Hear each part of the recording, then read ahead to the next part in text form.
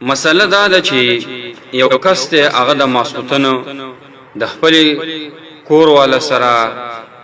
یعنی د حج سره کورواله وکړو جما وکړه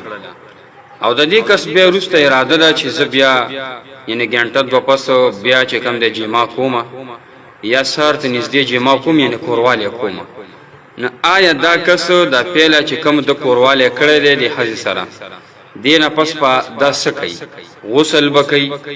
ک او دس بکی ک سبکی ډیر ملګری دا تاسو کیرونو چې اوس پرس کوم د خپل کورواله سره جما وکړو یعنی کورواله وکړو نو وسلکه مونږ به غسل کو بیا به کوم بیا جما کو نه د درمیان کې بشکو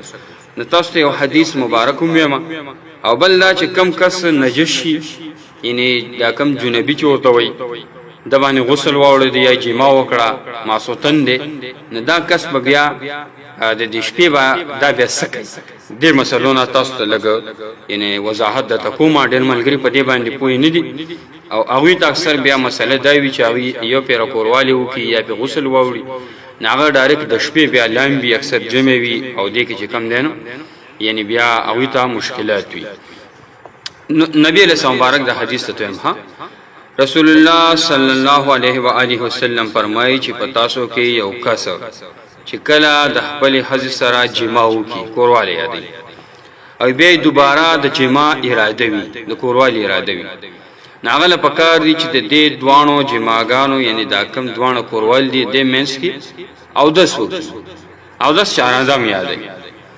الله رسول فرمایي چې یو کس ته هغه د خپل حج سره کورواله وکړي او د دې کس بیا د کورواله اراده دا چې رسارت نږدې بیا کورواله کوما یا وسو ګنټه واپس بیا کورواله کوما نه دا به د دوران کې چې پهلا کورواله کله وکړه دا بلړ شو غسل خانه ته التبا استنجاو کی یا شرمګا بوینځي او بیا بچاره دمو کې څنګه چې مونږ ته چاره دم کړ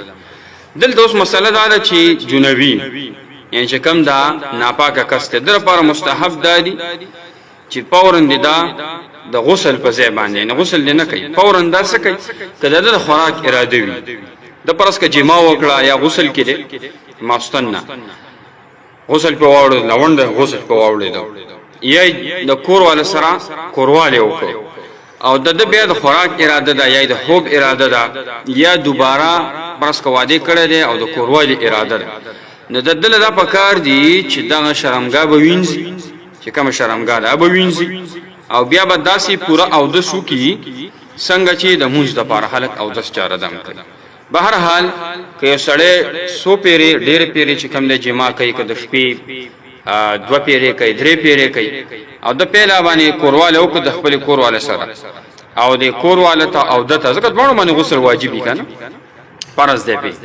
ندتا او کورواله ته دشواری دادا چیرې د شپې یا یحنیوي چې دا اوس بیا لامبي او بیا ود کیږي بیا ډېر خلکو اکثر خوب نه ورزي نه دوی له دا پکار دی چې دی با سوکی دی به دا مسله یاد تاسو ساتي چې او د چردم وو کی خپل شرمګا به وینځي دوانم خزو هاون او بیا باغینه پس چاره مو کی نه بیا چې کوم دی د کېده هم شي کورسته بیا دا کورواله اراده هغه کورواله دی بیا وو کی ډېر ملګری دا ته پوښتنه کوي اکثر په دې مسله نه پوهه الله خوشاله